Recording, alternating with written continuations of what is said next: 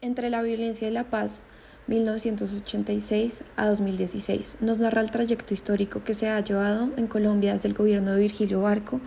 hasta el de Juan Manuel Santos, y los múltiples conflictos que han llevado a la ciudadanía a vivir los horrores de la guerra, pero también las grandes luchas por acabar con este fenómeno. Así, se da inicio con la presidencia de Colombia en 1988, en donde se buscaban nuevas reformas que impulsaran el desarrollo social y reconocimiento de derechos indígenas en el país. Sin embargo, la lucha contra las drogas impulsada durante el gobierno de Bush y los duros golpes del narcotráfico fueron característicos de los años 80. En concreto, Barco declaró la guerra total contra los narcotraficantes y buscaba que se legalizara la extradición de los narcotraficantes a Estados Unidos para que cumplieran las penas más estrictas. Dichas afirmaciones darían paso al homicidio del Procurador General de la Nación y firmarían la condena contra la población y el Estado civil. Los atentados terroristas, la destrucción de departamentos de seguridad y los asesinatos de jueces y funcionarios públicos fueron algunos de las formas de impartir terror dentro de la ciudadanía, aumentando los niveles de violencia y miedo, sumando al incremento de las acciones paramilitares, las decenas de masacres de simpatizantes de la izquierda y guerrilleras. No obstante, para 1988, la conversación con grupos insurgentes como el M-19 dieron un drástico cambio al panorama del país, nuevos medios de diálogo, crecimiento de diferentes opiniones dentro de lo político y el anhelo colectivo por una nueva constitución. Así, para 1991, la Asamblea Constituyente, impulsada por el movimiento estudiantil y la séptima papeleta, comenzaría la aceptación de la prohibición de la extradición e implementarían la implementación de un tratamiento judicial para los narcotraficantes, transformando la estructura de los carteles de drogas y dando paso a la disminución de los índices de terrorismo. Por su parte, las elecciones para la participación de la Asamblea en 90 lograron incluir participantes del movimiento del 19 de abril y de la Unión Patriótica que promovían el abandono de la lucha armada y del conflicto social. De esta manera, el expresidente Gaviria convocó a la tan famosa Asamblea Constituyente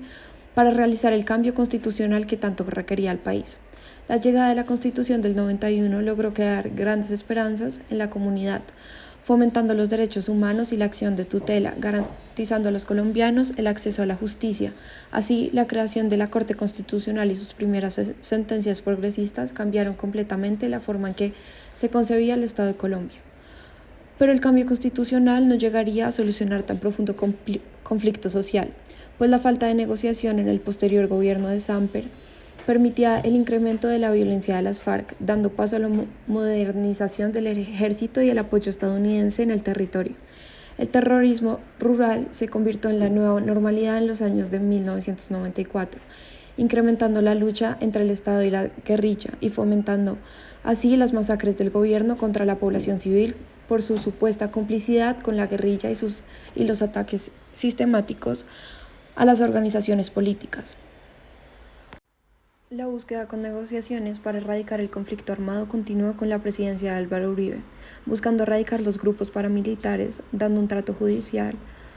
favorable a los grupos armados que se desmovilizaran. La lucha contra la guerrilla cayó desde el 2002 con las políticas estrictas de dicho gobierno, incurriendo incluso en medios ilegales como los falsos positivos. En consecuencia, la debilidad política de la guerrilla era cada vez mayor para el 2008.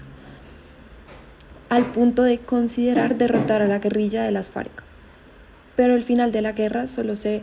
ha aproximado con los acuerdos de la paz que tuvieron lugar en el 2016, pues aún con el triunfo de no en el plebiscito, se firmaron las negociaciones con las FARC y comenzó la ejecución de un sistema de justicia que beneficiaría a los excombatientes militares y líderes que hubieran cometido crímenes durante el conflicto, pero que llegarían a la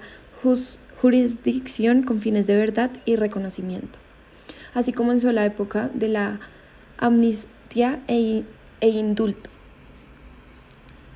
a pesar de que sus frutos no serían los más exitosos. De cualquier modo, el país lograría continuar con la búsqueda de una paz duradera, buscando dejar atrás el conflicto armado más largo de la historia y crear un diálogo ciudadano entre la diferencia, el perdón y la justicia. Este capítulo nos permite pensar en cómo los líderes sociales, a pesar de buscar un cambio sustancial en los grandes conflictos armados, siempre se han visto impedidos por múltiples factores como la guerra contra las drogas o las insurgencias paramilitares. Pero aun cuando la lucha por la paz sigue pareciendo insuficiente y lejana, los intentos de negociaciones y creación de garantías también nos permiten pensar en la necesidad que tiene esta tierra tan cansada para traer la tranquilidad. Y nosotros, como ciudadanos de las grandes ciudades que nunca se han confrontado directamente con la violencia, tenemos el rol de hacernos más responsables por aquellos que no tienen voz ni voto. Mis padres y profesores siempre me han dicho que los jóvenes somos el futuro del país, quienes tienen las facultades para hacer el verdadero cambio. Aun cuando creemos solo ser uno más en el país, la historia narrada en este capítulo es una muestra del dualismo más profundo que tiene la nación, la pelea de hacernos escuchar como colombianos, pero matándonos entre hermanos. ¿Es posible la paz en un país tan amante a la guerra? Creo que sí, pero no se logrará solo con palabras, sino con acciones profundas en la educación política y pensamiento de quienes habitan en este territorio.